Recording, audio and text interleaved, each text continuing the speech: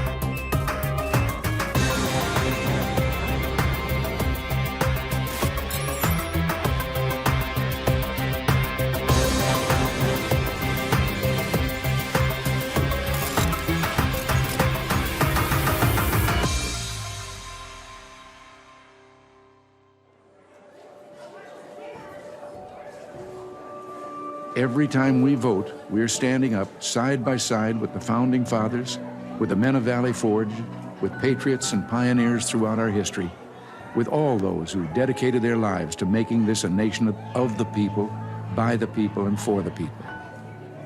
Elections are the lifeblood of our democracy. They are the mechanism by which the American people choose who is going to rule on their behalf and for their interests and welfare. Without elections, there would be no way for the American people, for us, to exercise our legitimate sway on the future direction of this country.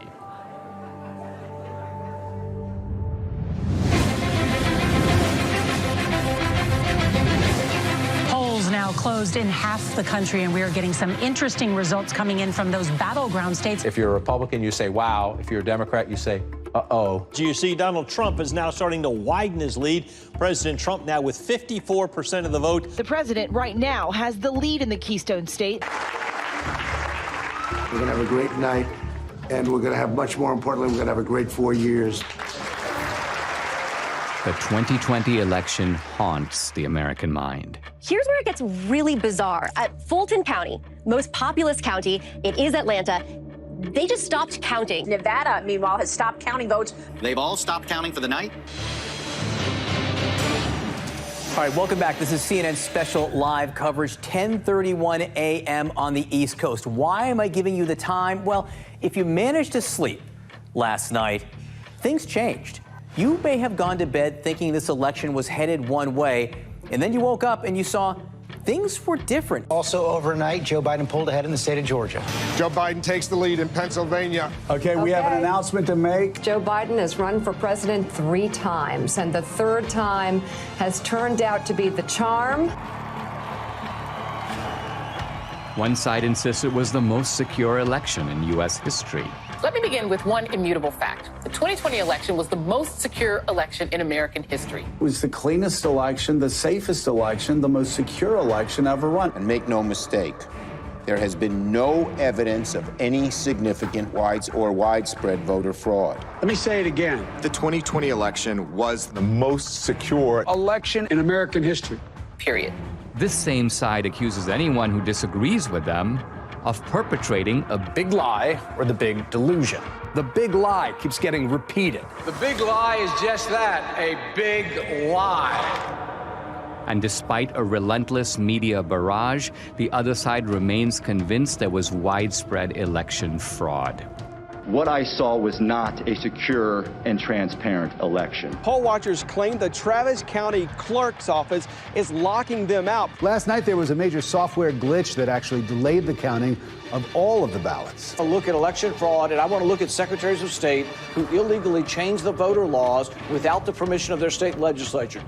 There have been numerous attempts to prove election fraud. A van dropping off ballots in the early morning hours of November 4th, 8 hours past the deadline. She said her mother was in a nursing home and did not have the mental capacity to vote. We've obtained video tonight that shows a man dropping several ballots into a drop box. Scottsdale woman pleads guilty to casting a ballot in her dead mother's name. Shows a man buying a registration form for an absentee ballot from a voter, giving him, quote, pocket money, unquote, of $200. Yet courts have refused to consider these cases on the merits. The Supreme Court rejecting an effort by Republicans to reverse President-elect Joe Biden's win in Pennsylvania. The Supreme Court has rejected the Texas-led effort to toss out election results in 4 key states. Even some Republicans dismiss the idea of systematic fraud and call for us to move on. Fraud did not play a role in the outcome of the election. The election was fair as we've seen. We simply did not win the election as Republicans for the presidency. Rather than reject what happened on the 6th, reject the lies about the election, and make clear that a president who engaged in those activities can never be president again. But we can't move on unless we know the truth. Many other issues arise out of the 2020 election. Did the January 6th protesters go to D.C. to mount an insurrection?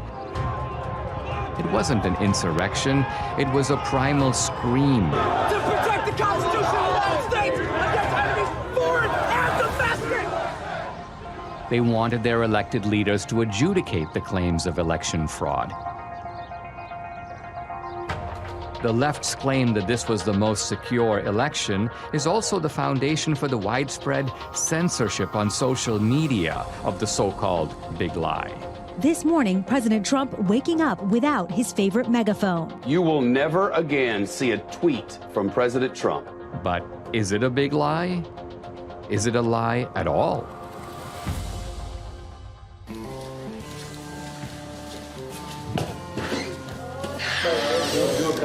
Yeah. Rolling. Sound speed. All right.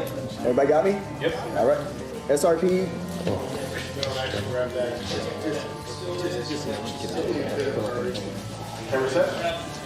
Ready? Set.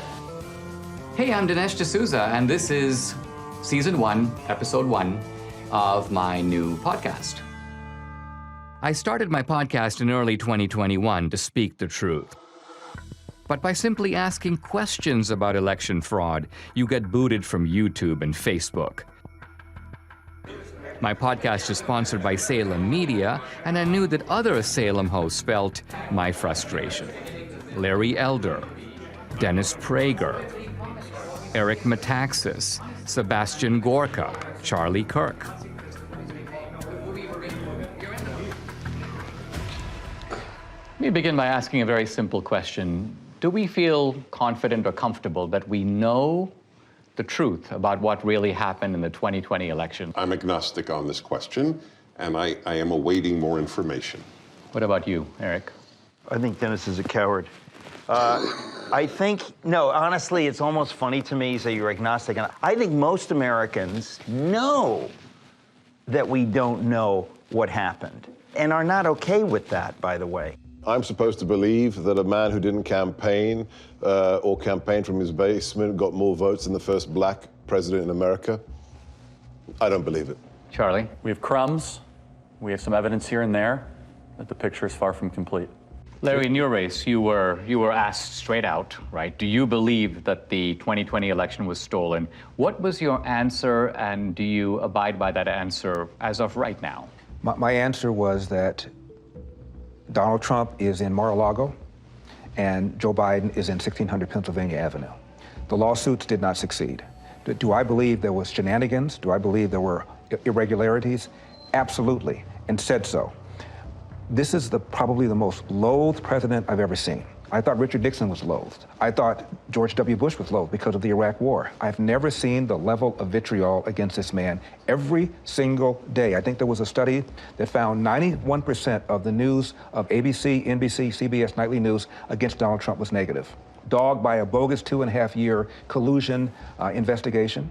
And then on the eve of the election, this Hunter Biden story drops, which shows that Joe Biden completely lied about his lack of knowledge of what his son was doing, and it was suppressed.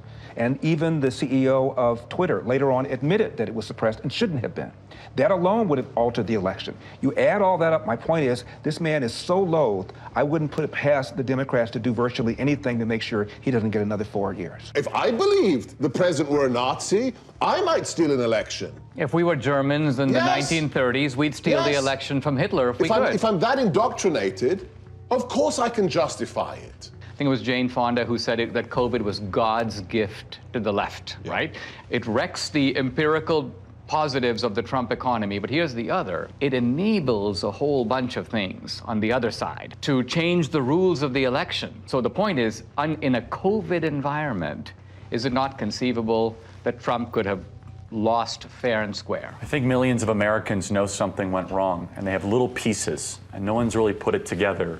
They know that there was injustice. They know it in their gut. They know it through the bellwether counties where Donald Trump won almost every single one of the predictive counties that show who's going to be president. And then they also know it where they went to bed thinking Trump was going to have 4 more years, and they woke up with the exact opposite. We have an individual who could fill a stadium with 60,000 supporters in 24 hours, vice an individual, you know, the famous photograph of the 6 empty circles at a Biden rally. We have an incumbent president who received more votes than any other incumbent president in American history, who actually got 10 million more votes than he did 4 years prior, and who received more support after 4 years of being called a racist and a white supremacist, more support from the Hispanic and black community than any Republican president since the 1960s.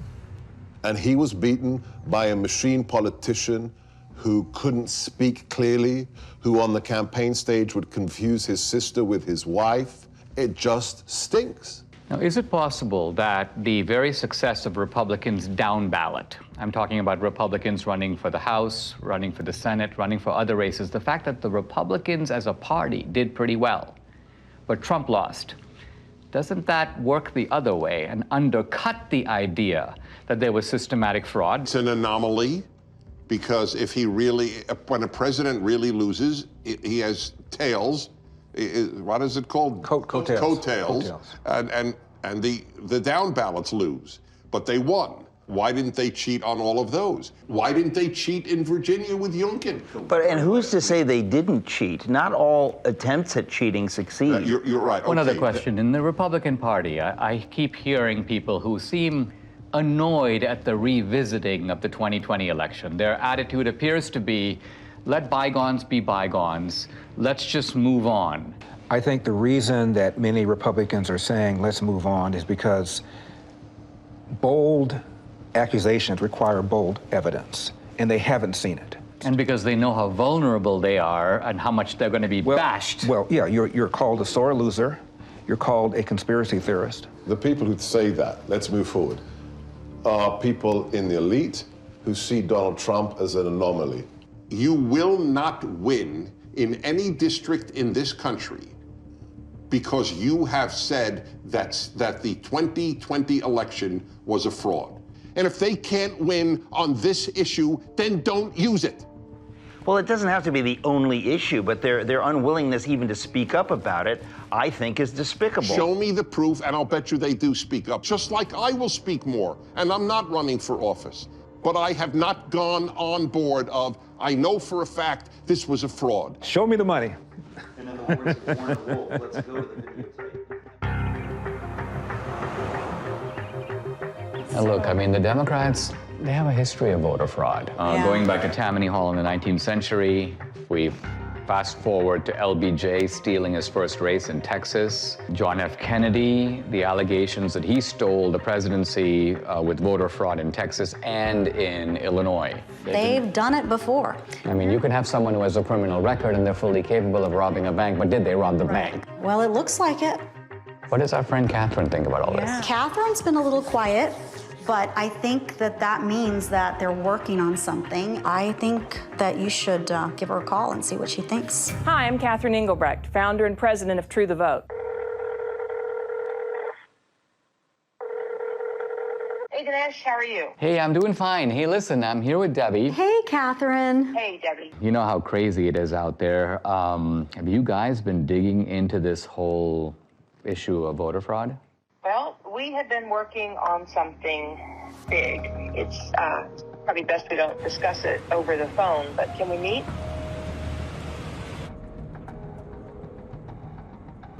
I've been working with Greg Phillips. I don't know if I've ever introduced him to you, but he has a deep background in election intelligence. He's worked projects all over the world. He's a massive 30-year experience. We decided to test a hypothesis, and we went really big. And now we have something that we think you're going to really want to see. So I'll send you the address separately. Now, Greg Phillips, what's your background that prepares you for this kind of work? I've been in and around election intelligence and integrity for about 40 years. We've done investigations literally all over the world. It's a combination of data acquisition, data analysis, occasionally some in-depth data mining. Our ability to draw meaningful conclusions that link the who to the when to the where is significant in the space. Catherine, you started the group called True the Vote in the year 2010. What was your mission or objective? We just didn't have enough volunteers working at the polls in our local elections. So we began by training people to work in the polls, and then as we got further into it, we recognized, wow, some of the problems you see at the polls can be attributed to problems in the voter rolls. Well, what can we do about the voter rolls? And so it turned into something much bigger than we had anticipated. True the Vote has the largest store of election intelligence for the 2020 elections in the world. No one has more data than we do. So I started True the Vote to ensure that every American voter has an opportunity to participate in elections. I think I became familiar with your work when you gave congressional testimony. Now, that was in the year 2014. In fact, I met you through Debbie, and I think what's interesting is that you not only have known Debbie for years, but you trained her. Absolutely. I was a bilingual poll watcher. Oh, yes. So my Spanish language came in very handy. I was a poll watcher in Rosenberg, and the poll judge was telling this couple that came in Spanish who to vote for. And of course, she didn't really realize that I knew Spanish, and so there we go. And you busted them. I busted them. Yeah. So, Catherine, when you set up True the Vote, you set it up not so much, it's not a partisan organization. Is that because you saw shenanigans, problems with voting as coming out of both parties? Oh, absolutely. Plus, we need parity of parties at the polls. Well, you told me about this remarkable election in which you had vote harvesting and vote trafficking, but it was on behalf of a Republican candidate. Exactly. In North Carolina, it was unique in that it actually overturned an election. There's going to be a new election in the North Carolina congressional district engulfed in a scandal over voting fraud. This all centers around allegations that an operative for Harris then hired a team of people to harvest absentee ballots, paying them between $2 and $3 a vote. So you have an activist, the guy's name was McCrae Dowless, and he worked for the Bladen Improvement Association, which was a kind of an African-American, get voters to the polls, but apparently they were doing all kinds of vote harvesting, and he learned the strategy. Then he broke with them, and he took his services to Mark Harris, a Republican, well, actually a pastor who was running. Correct. And Harris won. He pulled it off. In 40 years of doing this, we've seen this over and over again. Sometimes the schemes are a little bit different. Sometimes it's people out banging on doors, gathering ballots. Sometimes the ballots are sent here, gathered here, deposited there. But the trafficking itself is always the same basic pattern. There's a nonprofit involved somewhere in the middle. There are people that are either collecting those ballots on the one hand or depositing those ballots on the other and getting paid for it. In no case is it acceptable to be paid for your ballot or to accept some form of remuneration for your ballot. And in no way, in no time, is that legal. I noticed, Catherine, that in the immediate aftermath of the election, when there were a lot of accusations and charges flying around, all reflecting these suspicions of something went deeply wrong, charges of foreign intervention, charges of machines, you and your organization were kind of dead silent. I got the impression that you were looking for a different approach. Given the outliers that were introduced in such a major way in 2020, namely the privately funded drop boxes, the mass mail out of ballots, the hypothesis was if you were going to cheat, how might one go about this? That would be provable, trackable, traceable. You said there might be some, let's just call them bad actors, who are delivering ballots systematically and illicitly to these mail-in drop boxes, and there might be a way to track them and to bust them. We didn't know. We decided we were going to let the data tell the tale, and we collected together a team of highly skilled contractors and put together a plan to see where the data would take us. What, Greg, is geo-tracking? So the idea is to collect these signals that are emitted from your phone. Your cell phone is delivering information to apps that are collecting that ping. So there are 4 key coordinates: the lat long, the elevation, and the time. And with that data, we can then build a pattern of life around you. So that phone's here right now. Well, where's it going to be at 5 o'clock? And where's it going to be tonight? Well, here's my cell phone. My cell phone is off. Can I be geo-tracked even with the cell phone being off? Possibly. Depending on the apps depending that are on on the phone. apps, depending That's on what marketing companies do all day, every day. Now, this is the point. We were at the Apple store and at CVS, yeah. and on both occasions, they knew where you were evidently. Absolutely. And they were telling you about specials, and they were, so people have experience of this. There's 300,000 or so apps that gather that data, and then they sell it to brokers. Isn't it also true that this geo-tracking has now become a vital tool for the military, for the intelligence agencies, and for law enforcement? Indeed, they're using it almost every day.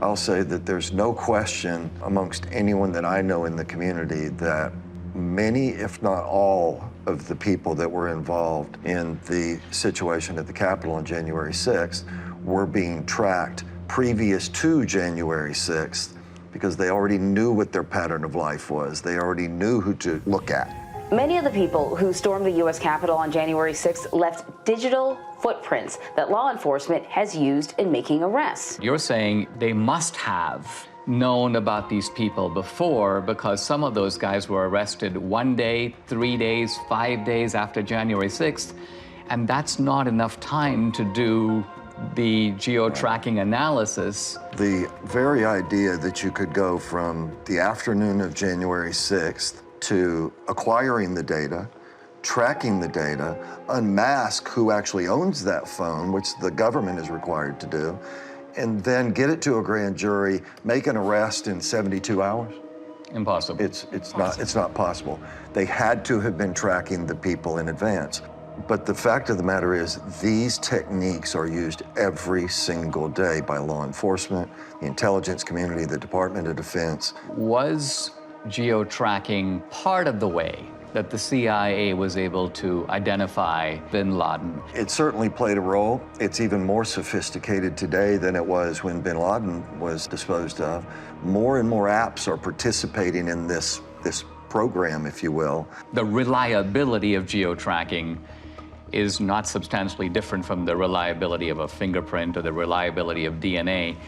If it identifies your phone, now I could have given my phone to Debbie, but the simple truth of it is my phone was there on this particular date, and there's absolutely no question about that, right? That's correct. Now, you decided to purchase through these brokers that make this information available to companies, they make it available all kinds of places to buy data.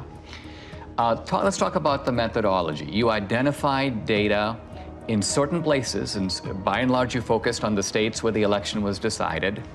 Tell us, what are the areas that you bought data for, and what were you looking for? And what's the time period?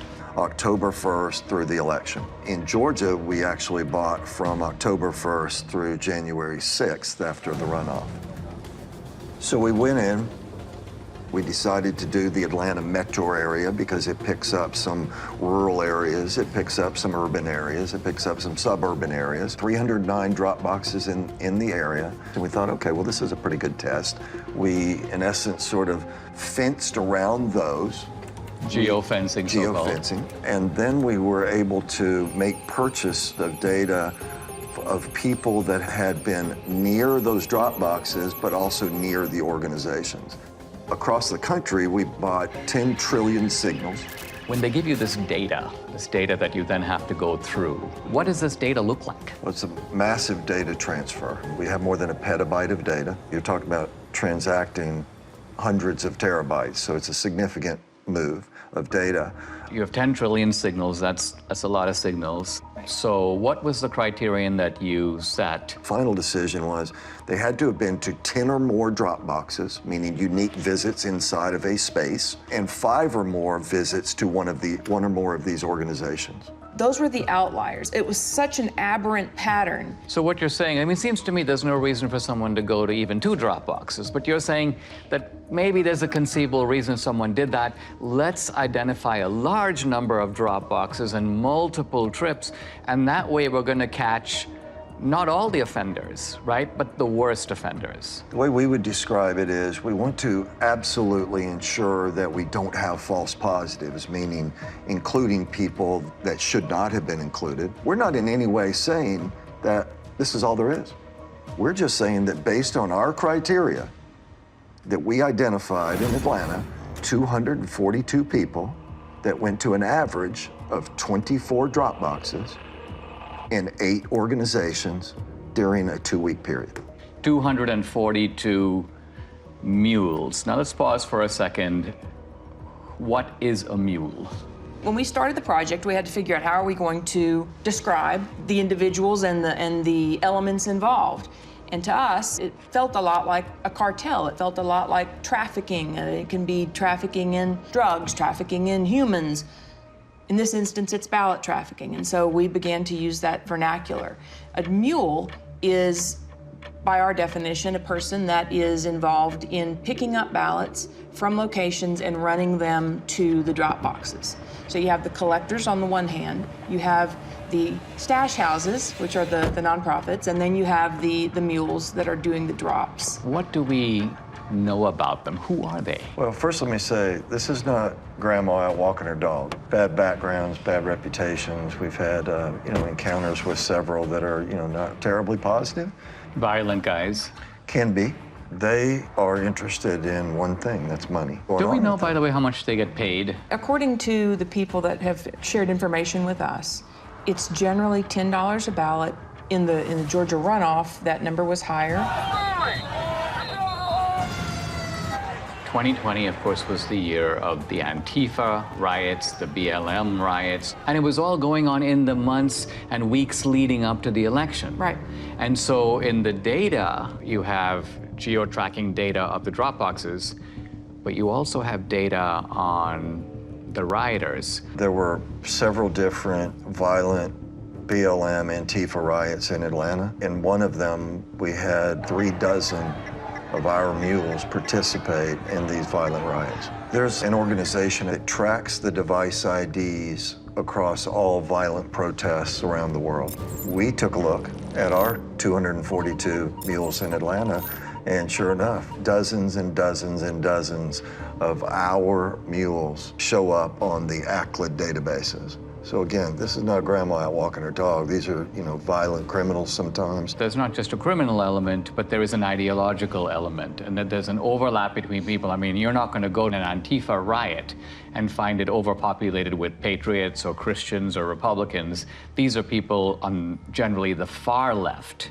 And turns out that these are people who also help to make up the mule population. I think that's also borne out in our target organizations themselves. They're not like Republican organizations. These are left-wing Democratic organizations, yeah. Let's zoom in here. So the mule is the delivery man. The mule is a delivery woman.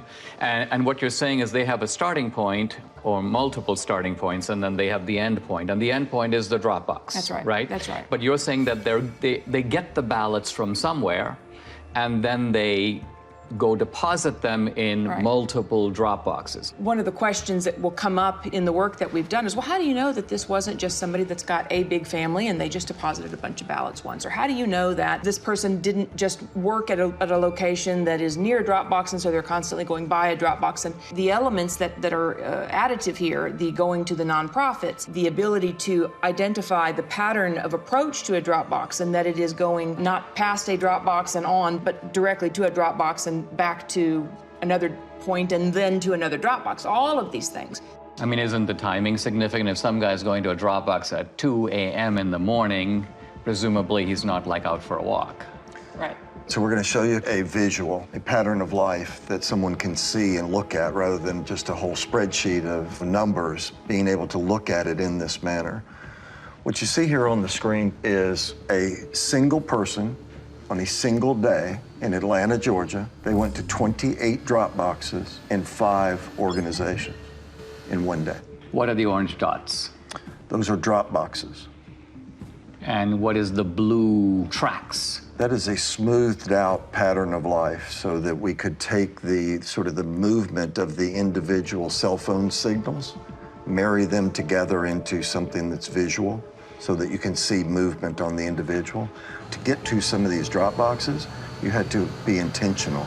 You had to get off the highway, you had to go on surface streets, you had to turn in somewhere in order to get to those drop boxes. And the circles, I take it, reflect the nonprofit centers. Are that the places where the ballots originate? The stash houses, where the ballots are collected and handed to the mules to take to the drop boxes. Now let's move over to Arizona. How many mules in Arizona? A little over 200. A little over 200. In Phoenix alone. The reason I think this is all very significant is because these were very close states, right? What was the margin in Georgia?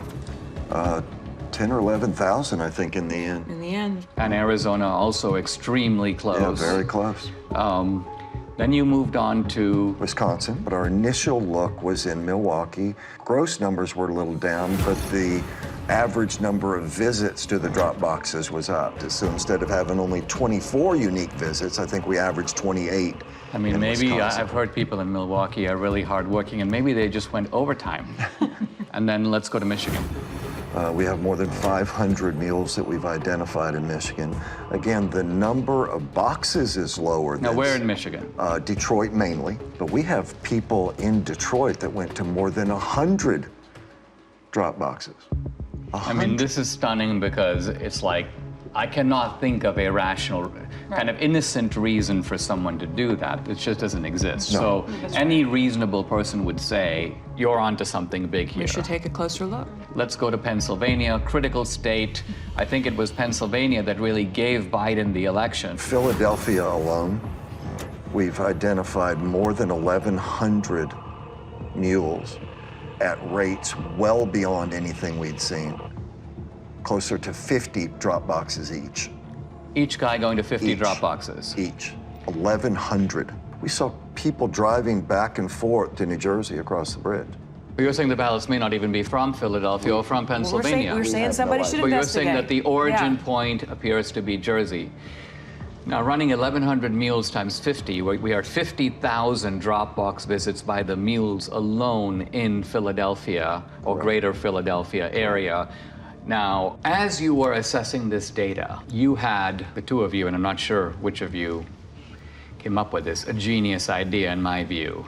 It was your, of course, of course, who else? Well, to validate your data. We chose to look at 2 murders that were ebbing on cold case status. And in Atlanta, 8-year-old Sequoia Turner was killed by rounds of gunfire shot into a car. It happened just outside this Wendy's parking lot. Bought the data and the team got to work. You could see visually that there were only a handful of unique devices that could possibly have pulled the trigger. So this is the area, and this is where the Wendy's was. And are you saying that each green dot is the same guy, but moving through time? Each color is one person. The shooting actually occurred right here in this parking lot, sort of inside of this circle are really the only potentially legitimate shooters. Each of these devices has a unique device ID, and we turned the bulk of this information over to the Federal Bureau of Investigation. Now, I read, they've arrested 2 suspects. They have. 2 suspected gang members will appear in court this morning on charges that include the shooting death of 8-year-old Sequoia Turner. And isn't it true that this tracking, these movements, this parallels exactly the work you're doing with the Mules? Exactly. It's one thing to have the scientific evidence, which is persuasive on its own merits, but do you have video evidence? We do. How much of it do you have? 4 million minutes of surveillance video around the country. Official surveillance video of these mail-in drop boxes? Yes. How do you get it? You can file for open records requests. Any citizen can do this. It was a very difficult series of steps that had to be followed to procure the actual surveillance video. Do you have video in Georgia? We do. Is it video from the presidential election, the runoff election, or both? Both. Do you have video from other states? Some video from Arizona. We have recently learned video was specifically turned off on particular drop boxes. In which state? Arizona.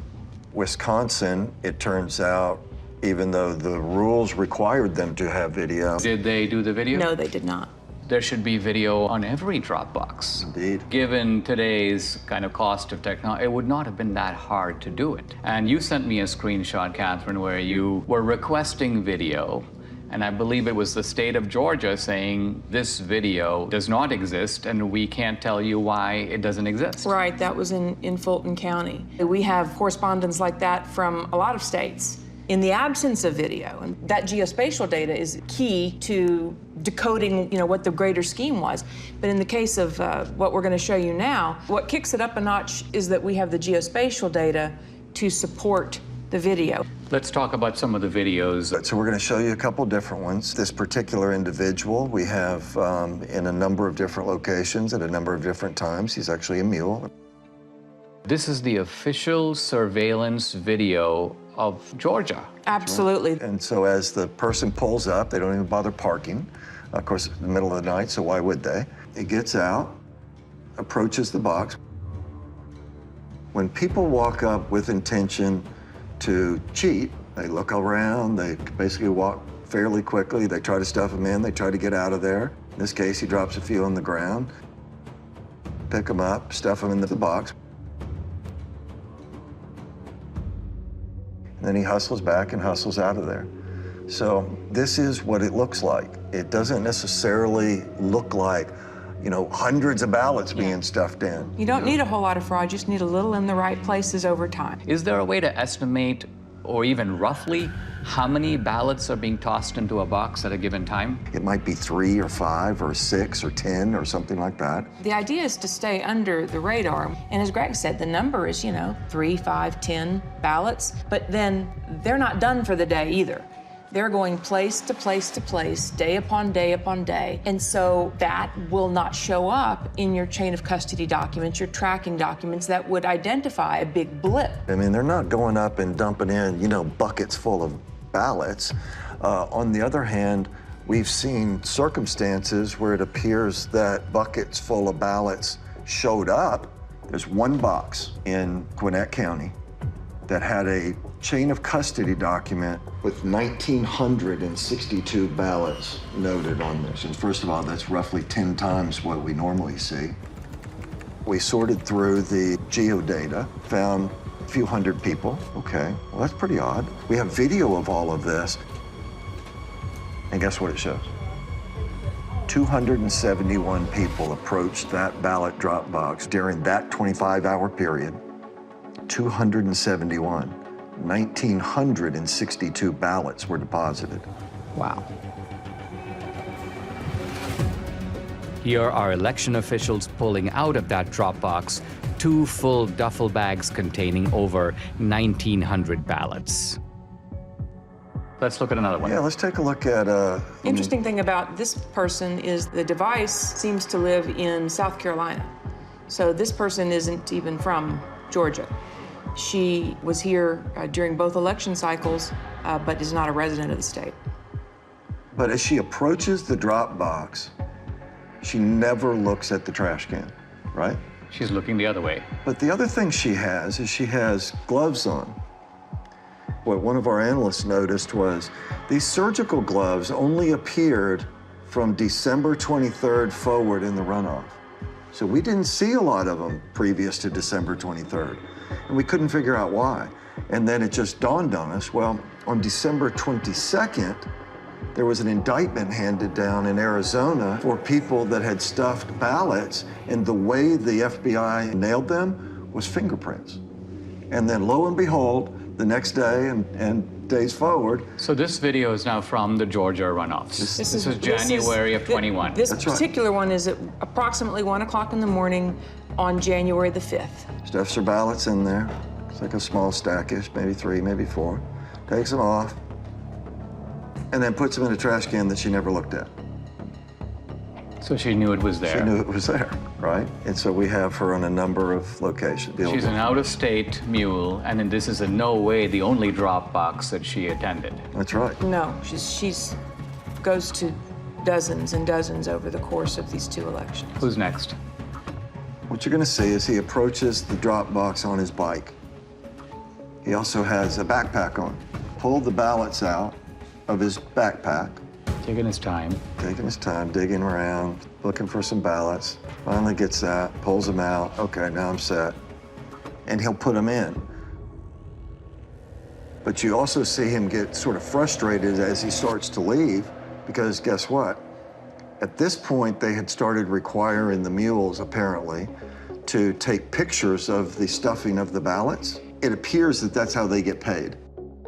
So they take a picture, and stuff it in, they take a picture, not a selfie, but a picture of the actual ballot going in. But this guy gets frustrated, so he actually has to park his bike, get off. So if you were there just casting your own ballot, what reason in the world would you have to come back and take a picture of the box? And he kneels down. Looking around. Take some pictures. Okay, the next one. Yeah, so let me show you Dog Guy. So Dog Guy, middle of the day, this is actually at a polling place. So the people in line are waiting to go in and vote early. They're doing it the right way. Okay, now you've got some other people gonna walk up. This lady doesn't care, but this next guy cares. He's watching the whole thing. That guy looks up, talks to him. Got the ballots under his arm already. Now he's got the rest that he pulled out of the bag. And he's gonna get his camera ready to take the pictures as he puts them in there. If you consider the brazenness of this, right? This is the middle of the day. There's people sitting there watching you cheat. People that are doing it the right way. But it's difficult for them to know what to do, except observe and maybe say, what's going on here? What did I just see? They wonder, what does this all even mean if this is happening in broad daylight and nobody's doing anything to stop it? And so these are the kind of things, 4 million minutes of this. This was an organized effort to subvert a free and fair election. This is organized crime. You can't look at this data in its aggregate and believe anything otherwise. That's especially true when you consider that in places like Georgia, it was only decided by 10,000, 12,000 votes. And you look at 5,000 visits just from our mules, it's not a leap to say, yes, this would have made a difference. Adding these numbers up, we have 2,000 plus mules based upon not searching these whole states. And remember, we're only talking about a small number of states. We're not talking about the whole country. We're not even talking about whole states. We're not even talking about whole states. Right, that's right. And we're also talking about a gross undercount of the actual number of mules because you set a high bar. They had to go to 10 drop boxes. So if there's a mule who went to 7 drop boxes, you wouldn't catch that guy. And they had to go to nonprofits. So they had to meet those 2 criteria and then go to one of the geofence drop boxes.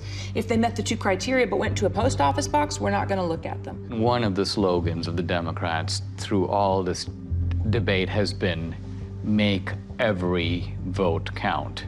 And I think we can now see in a chilling way that this is kind of what they mean.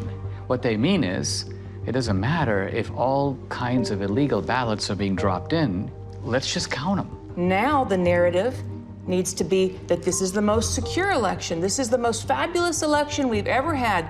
Pay no mind to the millions of Americans that are saying something is not right. This does not make sense. Nothing to see here, just smile and wave, boys. I mean, wouldn't it be an accurate summary to say that these voter bills that the Democrats are desperate to enact, to federalize the election, isn't it that they want to take all these special provisions that have enabled what we've described, or you've described in the 2020 election, and make it permanent? If we don't wake up and do the hard, roll up your sleeves work that it's going to take to reel this all back together, then yes, all the pieces are in place for our election system to be in permanent lockdown. And it will be done under the watchful eye of a media that will tell you it's all just fine. It seems like they are subverting democracy in the public pretense of protecting it. Absolutely. And it won't stop unless we stop it. If I look across the swath of Republicans, this is not the kind of issue that they seem to be comfortable with. It's almost like they would rather endure. That's right. As I said, well, it's a gamble, right? Because the ones that are enduring are currently elected and in power. When you watch these brazen acts and nobody says a word because they're scared that they're going to be sued, because they're scared that they're going to be canceled, because they're scared that they're going to be silenced, that kind of chilling effect is exactly what they want. And as I said, on the other side of fear is freedom. If you never get past the fear, you're never free. Let's sum up what we know. Do we know for sure that this was not, in fact, far from, the most secure election in history? It was not. We know that for a fact. Do we know for a fact that there was coordinated, systematic fraud in all the key states where the election was decided? Yes. Yes. And therefore, does it follow that the people who suspected fraud, even though they didn't have the proof, their suspicion was right? Absolutely. Their instincts are right. And moreover, that the states that are trying to do something about systematic fraud by restoring a modicum of, let's call it the old rules, checking your voter ID, checking signatures. You want a mail-in ballot? You know what? You got to request an absentee ballot. We're not going to send 20 million ballots out there and see what comes back. That these voter integrity laws, far from being voter suppression, are actually a legitimate way to make sure that the people who vote are actually eligible to vote. 100% accurate. That's absolutely correct.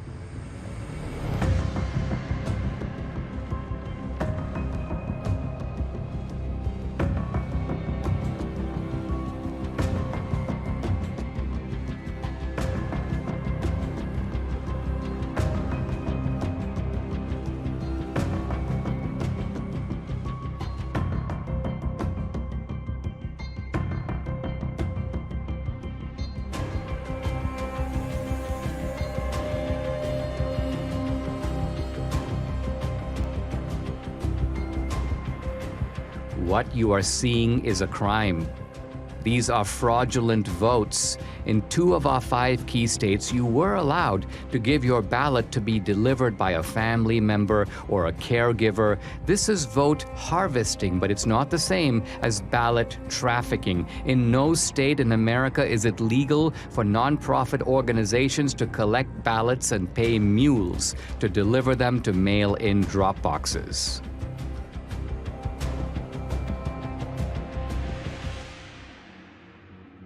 Now we come to the most important question of all. Was the magnitude of vote trafficking in these key swing states enough to tip the balance in the 2020 presidential election? Let's first narrow in on just our 2,000 mules. Their average number of Dropbox visits, 38. Their average number of illegal ballots deposited per visit, 5. That's 380,000 illegal votes. But was this sufficient to put Biden in the White House? To answer that question, we must look at each key state. In Michigan, 500 mules, averaging 50 Dropbox visits and 5 illegal ballots per drop. That's 125,000 illegally trafficked votes, not quite the 154,000 vote difference between Trump and Biden. So Michigan, with its 16 electoral votes, stays in the Biden column. In Wisconsin, 100 mules, averaging 28 drop box visits and 5 illegal ballots per drop. That's 14,000 illegally trafficked votes, 6,000 votes short to give Trump the win. So using only our mules, Wisconsin's 10 electoral votes stays in the Biden camp. But now we come to Georgia, 250 mules, averaging 24 drop-box visits and 5 illegal ballots per drop. That's 30,000 illegally trafficked votes, far more than the 12,000 vote difference between Trump and Biden. So Georgia, with 16 electoral votes, moves over into the Trump column. In Arizona, the numbers are roughly the same. 200 mules, averaging 20 drop-box visits and 5 illegal ballots per drop. That's 20,000 illegal votes. Again, these illegal votes are substantially more than the 10,000 vote margin that gave the state's 11 electoral votes to Biden. In Philadelphia, Pennsylvania alone, 1,100 mules, averaging 50 drop-box visits and 5 ballots per visit. That's 275,000 illegal votes, again comfortably exceeding the 80,000 vote margin between Trump and Biden. So Pennsylvania's 20 electoral votes goes for Trump. Shockingly, even this narrow way of looking at just our 2,000 mules in these swing states gives Trump the win, with 279 electoral votes to Biden's 259.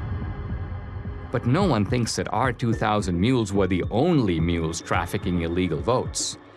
To widen the search, Greg and his team lowered the criterion from 10 or more to 5 or more drop boxes. This revealed a huge upsurge in the number of mules from 2,000 to 54,000. 54,000 mules. Next, they used a very conservative estimate of just 3 ballots per drop box visit. Now, when we multiply this increased number of mules times the 5 drop box visits per mule times just 3 illegal votes per drop, we find election fraud on an astonishing scale. In Wisconsin, 83,565 illegal votes were trafficked. In Georgia, 92,670. In Pennsylvania, 209,505. In Michigan, 226,590, and in Arizona, 207,435. Using this calculus, Trump would have won all the key states. And the final electoral vote, 305 to 233.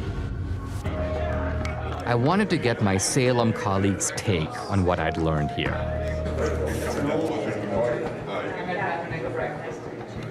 How did you get this video? Is this all surveillance footage? Is this like official status? This is all official. Right. This is all acquired through open records. This is the way that we get into this. There's 4 million minutes of video. Well, these are official footage. This is official surveillance footage. It's indisputable. It was taken by the state itself. That's the only place that the video left, came from. I think, did not anticipate that anyone would go through this video. So this is 1 o'clock in the morning. Don't we all vote at 1 o'clock in the morning? Right. Seems silly, but somebody asked me, they go, how do we know this is not normal mail? This is a ballot drop box. Right. Okay, this is not the mailbox where you write your mom. She's got gloves on. She's got gloves on. And what does she do with the gloves? Ooh. Whoopsie daisy. Hang on, she walked straight past that can and didn't see it. You gotta show that again. It's hilarious. Look, she just walks in. So this is not the first time she's done that. No. So that one was in Georgia, is that right? Yes. So in Georgia, it is illegal to turn in anyone but yourself or your family member's ballot. It is illegal. Right? It is illegal. So forget the outcome. That's an illegal practice, what you just saw. That's right. Video number 2. Dog guy. This is called Dog Guy.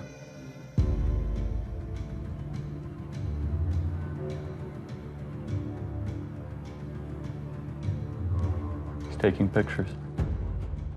Why would you do that? So you get paid? It's business. It's business. What do you suspect if you had actually caught this person at that moment hand me those ballots, and the person did, what do you think you would see? Whose name is on it, in your opinion? Ineligible voters, people that have moved. Would you see legitimate ballots? There's an ambiguity in what you're saying. The ballot itself is legitimate. No, that right. It's not a fake piece of paper. Yes, right. okay. But again, remember, when you mail in a ballot, you have a security envelope with the signature verification standard that's been all but washed away. And as soon as it's taken out of that envelope, then you have a disconnect, and the ballot is private. It's a virgin sheet of paper. The ballot is private. The only private. ID is on the envelope on the outside. This is an example of multiple ballots. So this 3:57 a.m. Prime voting time. Got to beat the lines. This person comes up, and what you're going to see is when you try to put too many ballots in.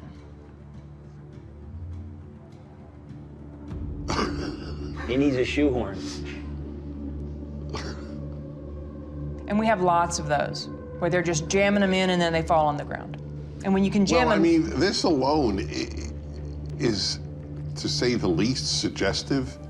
Who's voting at 3:57 a.m. with a whole bunch of ballots? And then being able to match that ping where he's standing there to the next place he goes. So we're seeing videos of one. Right. But each one of these, went to... On average, Do you have 23 video times. of the same guy going different places? Yes. Right. This is their pattern of life. So in one night, this person, this mule, went across 6 counties to 27 different drop boxes, 5 different organizations. In one night. So he was getting the ballots from the organization. Correct. The Republicans had no idea this was going on during the election. Trump, to his credit, tweeted out in July, mail-in ballots are a disaster. And he was attacked so hard by Kemp and Ducey and so many. But he didn't have this information, obviously. His instinct ended up being right. This is the tip of the iceberg. You're talking about extraordinary criminal activity, but there's a ton more, you would guess, that you have not even touched. You are talking about 200,000-300,000 ballots that were just harvested in only your geolocated locations. But you are talking, what, 5% of America? Less. Less than 5%, okay. So the case closed. Sorry, gentlemen, lady, case closed. All right, so I do a heroic thing that not necessarily others here do. I read the New York Times every day. That's crazy. We're sorry for you. It's my martyrdom. They claim all of these places we have found maybe 4, maybe 50 phony ballots. These aren't phony ballots. Right, No okay, one's so ever, this is a very novel... they're phony names. No. There's no name on the ballot, Dennis. Okay, let's say we got access to every single ballot thrown into the ballot boxes. Would we be able to prove this is a fraud? It's the perfect crime because it cannot be curated after it is committed, because the evidence has no connection to the person who is meant to be voting. That's the problem. As soon as it gets taken out of the envelope, the identity of the voter we're claiming, disappears. So the vote from John Doe is from a John Doe who is dead or a John Doe who is moved. Is that correct? Or voted somewhere else. Or voted why is that not provable? There's an easy way to bust it, but it's not the way you think. It's not to go find the ballots in the ballot mix. You can't do that. The way to find it is these guys have the cell phone identification of all the mules, all of them. So law enforcement has to step in at this point, and their next step... What were you doing 7 is times? To go interview the mules. Who paid you? Right. Where'd you get the money? Will any state's law enforcement do this? This is a big question. The mules aren't going to fess up. They know they're participating in something that is Well, you've got them on videotape. You've got 2,000 people who are committing felonies. Right. I'd like you to just reflect about what you've learned today and how you're feeling and thinking about it. It's just sickening to me. This is jaw-dropping. What you showed is frightening. Republicans had no clue this was going on. I wondered, were there any Republicans who did know? Investigative journalist Heather Mullins interviews a whistleblower hired by the National Republican Senatorial Committee. I was hired by the NRSC. My job was basically to watch the ballot boxes. And this was for the early voting in Georgia. So that started on December 14th. It ended on the 31st of December. And we would monitor that box from 8 to 8 all day long. So consequently, during those two weeks, I monitored those boxes indiscriminately. I would move around to the different areas in the boxes and watch them 30 minutes here, an hour there. And then I would start to see things where I'd see people walking up with backpacks, and they were unloading large numbers of pallets, stuffing them in the box. Recorded some of that and took pictures of it and dates and times and those things. I spotted plates from Texas, from Colorado, South Carolina, North Carolina, and I just thought that was odd that all these states were coming in and these people would get out, and I'd watch them get out, and then they'd go up to the ballot and stuff the ballot in the ballot box. I thought that was kind of odd. So, we took pictures of those things when we took pictures, recorded license plates and those things. And then I uploaded those photographs to a Dropbox. Then when it came to the Georgia runoff, the actual day of the election, which was January 5th, I was up there, it was early in the morning. Now, there were Stacey Abrams people all along the sidewalk up there. How did you know that they were Stacey Abrams people, though? Well, they had those masks on that said vote. Okay. She has one of those things this was during COVID, right? And they were part of that initiative. I knew that she was part of that initiative that she had going on about get out the vote kind of thing. So it was Democratic Party and it was Abrams people that were, they were all interacting with each other. And then the local Democratic Party chairman was there also about 6:30 that evening. We noticed there was a female couple. These two ladies had run up and they had a big stack of ballots. And we were standing there and they tried to shove the ballots in there. And I'm looking at her, taking pictures, and the other gentleman took some video and everything. And she turned around and looked at us and she said, "What are you doing?" And I said, "Well, we're taking a picture." And she said, "Well, you can't do that." And I said, "Yes, I can." And she got mad. And she ran up the sidewalk and left. So you're saying the NRSC was made aware that there were people stuffing drop boxes at specific dates and times? Yes. So with what you witnessed during your time watching these drop boxes, do you believe that that was enough for law enforcement to get involved? Oh, definitely. But after several weeks, no contact or anything, and I just... Now, so you're saying, though, if somebody had contacted you, you would be willing to testify to these things and give those depositions under oath? I would have had to. Yeah. I would have had to.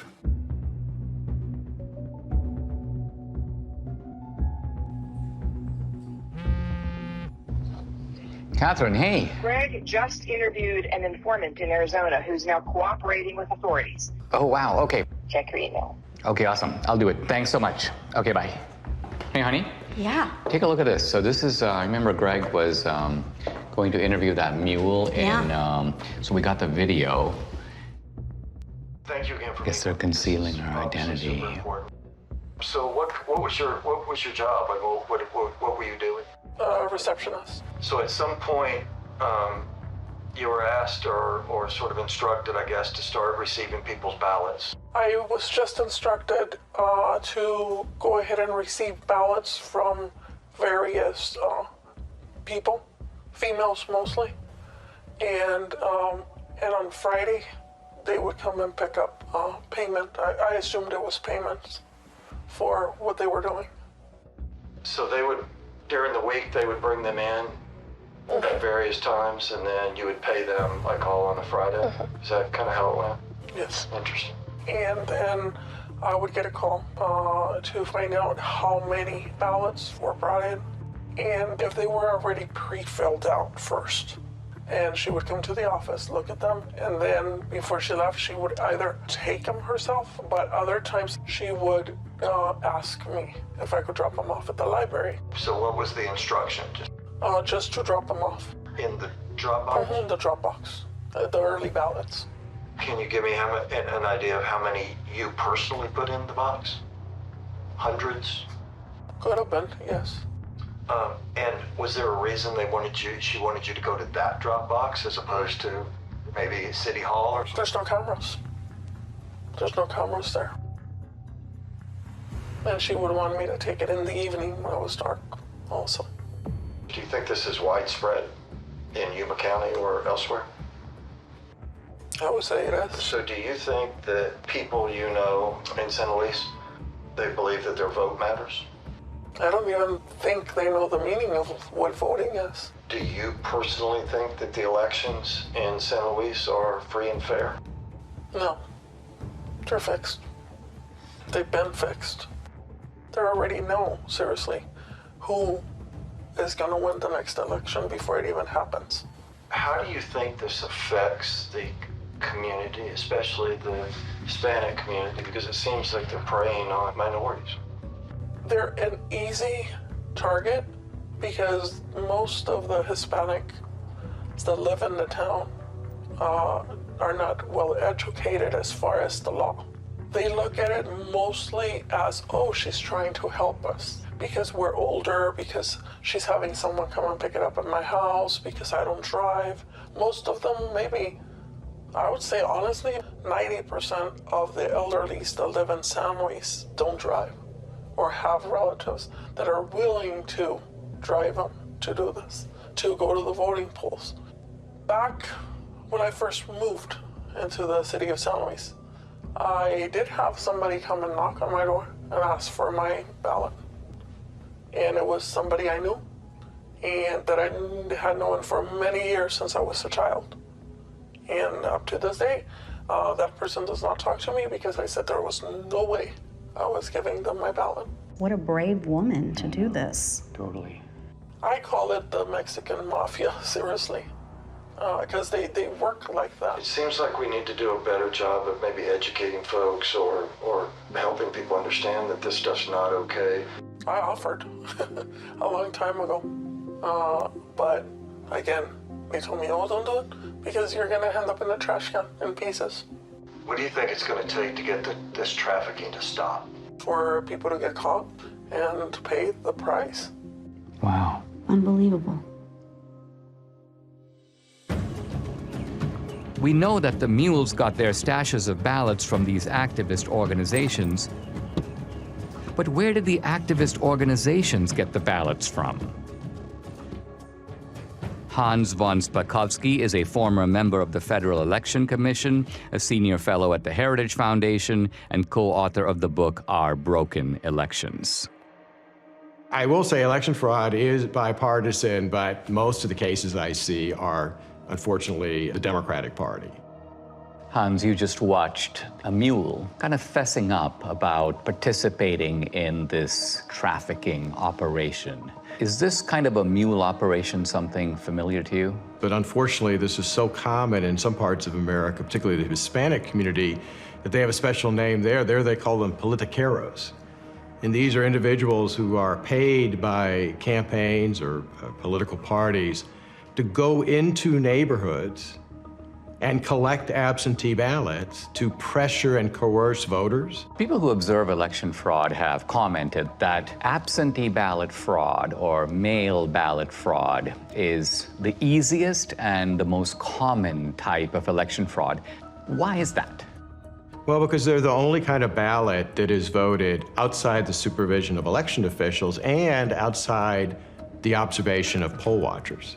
Transparency, as you know, is very important in the election process, and there's no one there at a voter's home to observe what's happening. Also, remember, when you're in a polling place, you fill out your ballot and you then deposit it directly into the ballot box. That obviously is not what happens with absentee ballots. There are some states, I believe about half of them, about 27 states, that allow voter harvesting. And by voter harvesting, what we mean is that you are allowed to give your ballot to someone else and ask them to deliver it. Now, are there any states in which you're allowed to pay mules to deliver ballots to drop boxes? No, you're not supposed to be doing that. And allowing vote trafficking to begin with is a huge mistake because you're giving third-party strangers, you know, candidates, campaign staffers, party activists, all people who have a stake in the outcome of the election, you're giving them the ability to handle something very valuable, a ballot.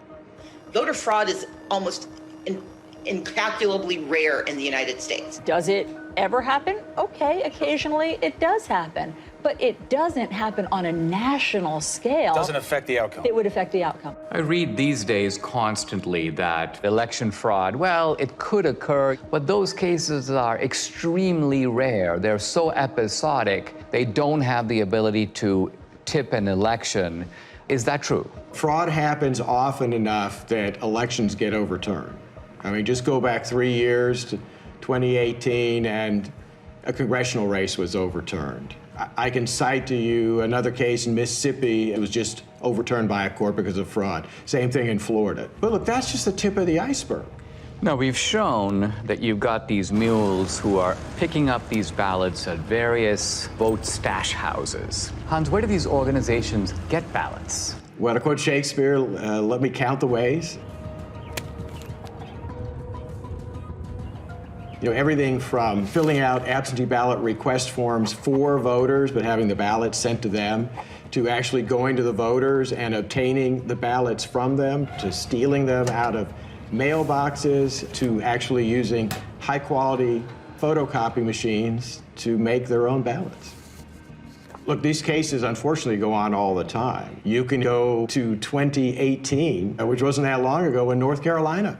Leslie McCrae Dowless is accused of mishandling absentee ballots in North Carolina's 9th District. Dowless would frequently obtain this report from the Board of Elections, looking for the date an absentee ballot was mailed and if it had been returned. Ginger Eason, who first told me she was hired to pick up ballots, and Kelly Hendricks, who testified she did the same thing. What would you do with the ballots after you picked them up?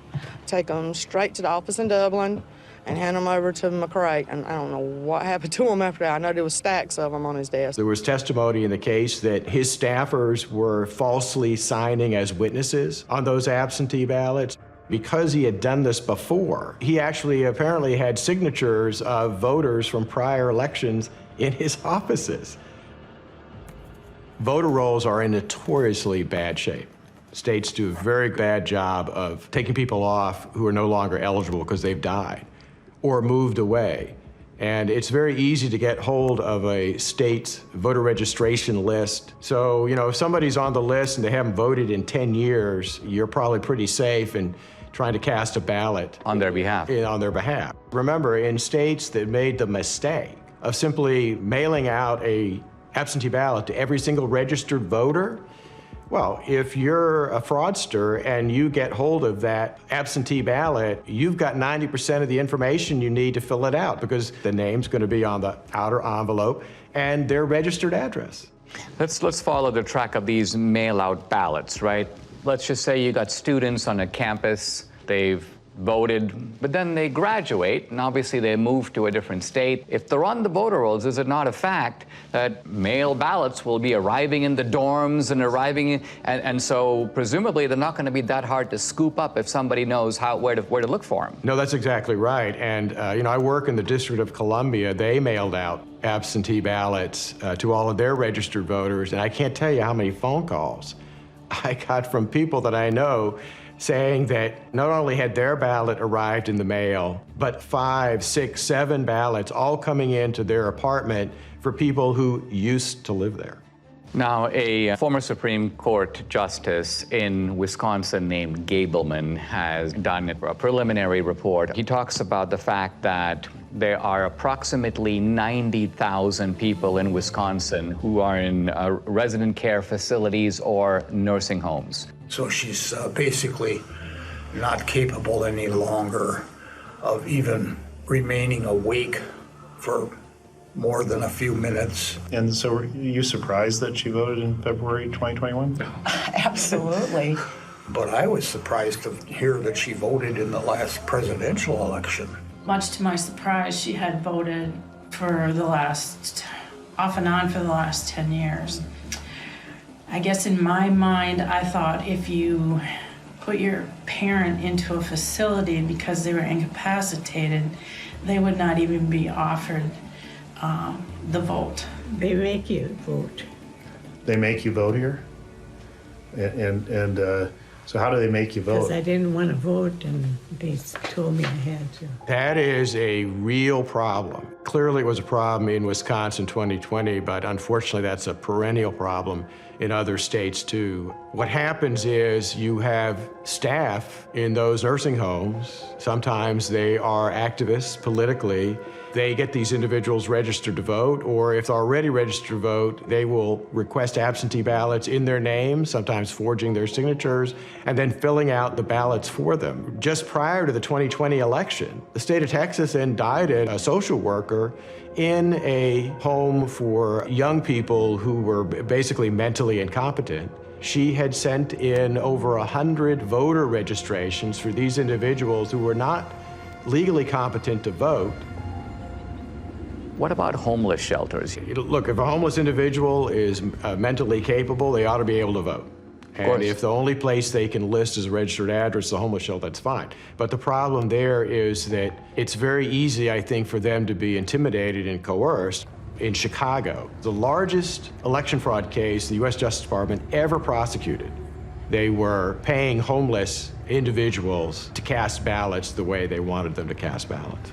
What made you want to do this? What made you want to get involved? Well, I knew election stuff was supposed to be something good to do, and then plus I needed a little extra money to get Christmas for my son. So that's why, the main reason I did that. Who do these fraudsters pick on? They pick on the most vulnerable in our society. They go into poor neighborhoods, they pick on the elderly, they pick on people for whom English is not their first language. When we're trying to stop election fraud, we're actually trying to protect, I'd say, the most vulnerable people in our society.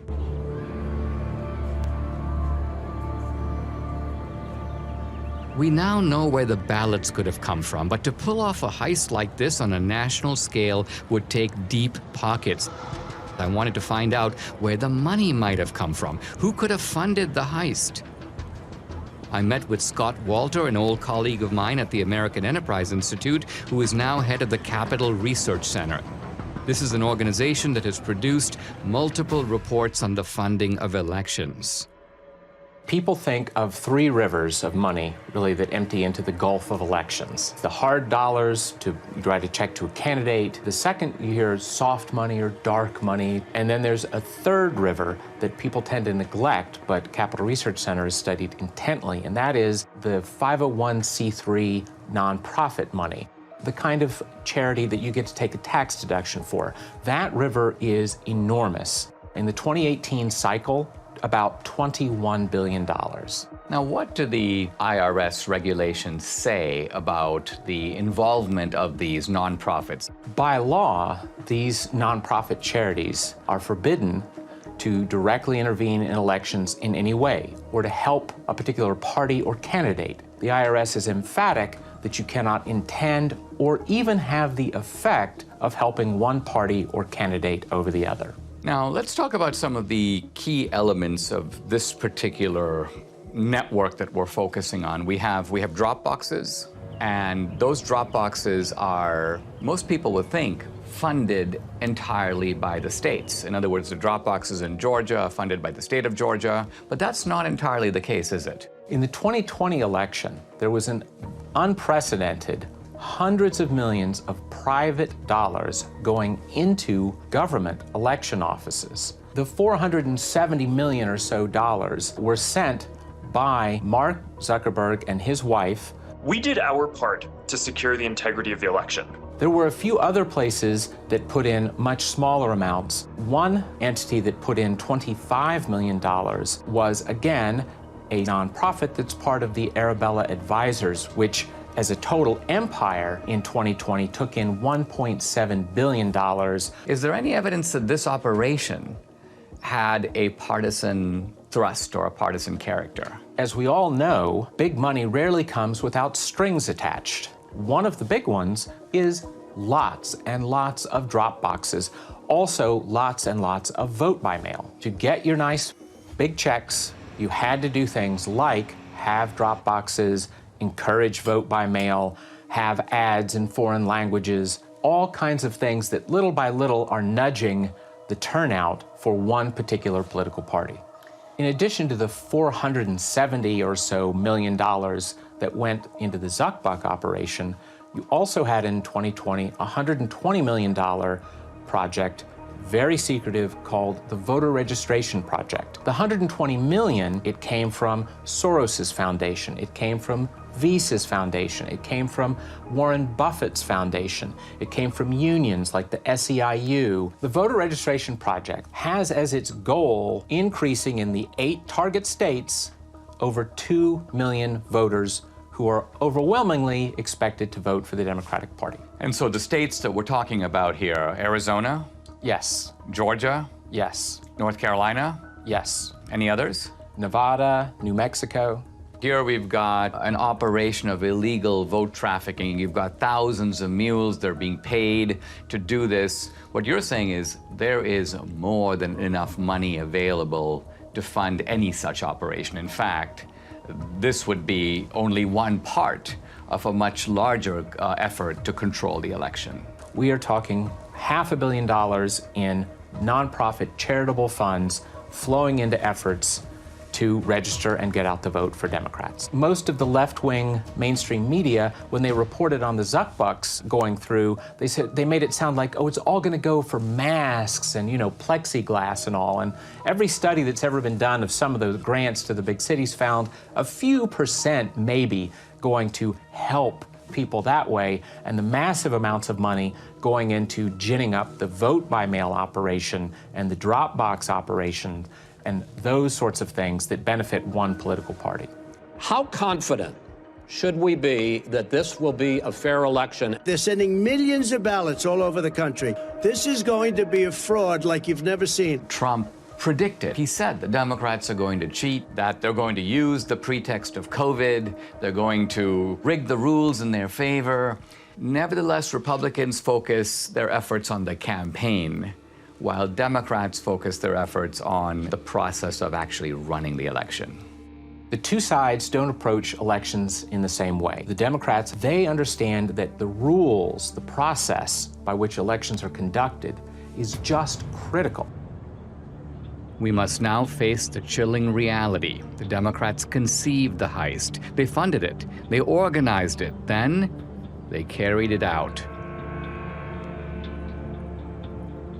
They rigged and stole the 2020 presidential election. We cannot be okay with this. We cannot simply move on. Guys, I'd like to have your honest assessment on what you've seen, what you've heard, and what we can reasonably draw from it. What do we have empirically? We have data, geolocated, we have footage of people harvesting ballots. Do we know who those ballots were for? We can't know who they were for. However, you have to inject common sense.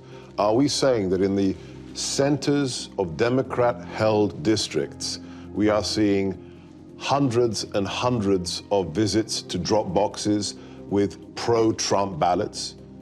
It beggars belief. It's ballot laundering. Looks pretty convincing to me. I don't think we'll ever know the full story. And what makes this crime so compelling and unique is that once the ballot enters the system, it's really hard to reverse engineer it. But when you have the cell phone geolocation data and then the actual footage of them doing what you would expect them to be doing, taking pictures of the ballots, taking gloves off, visiting multiple times, I mean, it seems pretty clear to me, and it explains the sudden spike in Biden's support that we saw late at night, the kind of instinct that people had.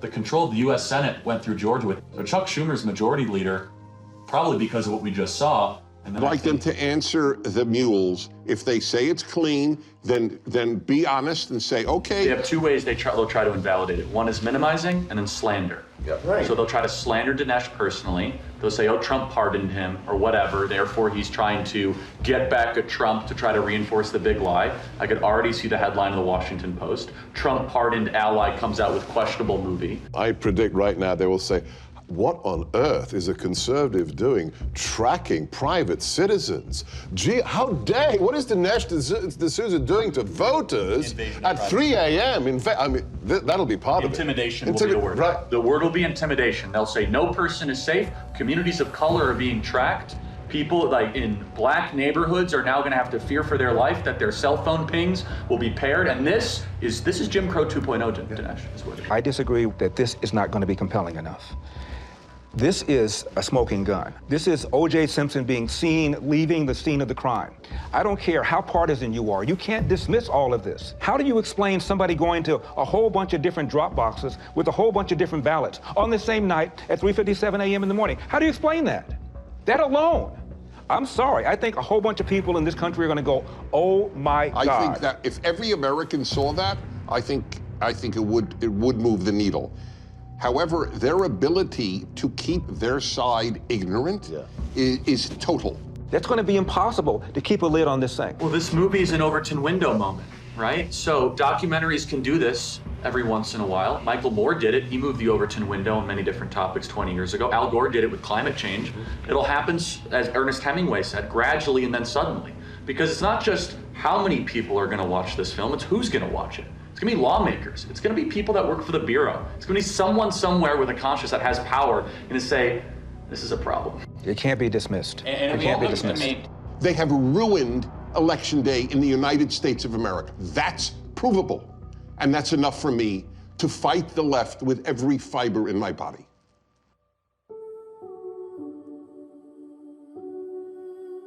Without free and fair elections, we are not a democracy. We are a nation run by a criminal cartel masquerading as a democracy.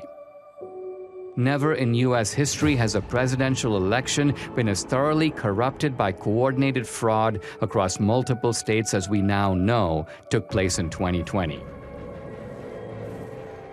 Today, totalitarian regimes camouflage their fake elections with appearance of democracy, but they're not real democracies. We don't want to join them. Our elections must represent the will of American citizens.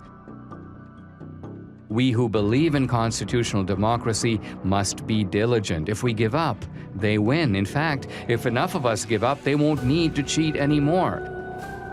Don't stay home. Get involved. Get out and vote. Do what is necessary to save this great country. The America we love needs us now more than ever.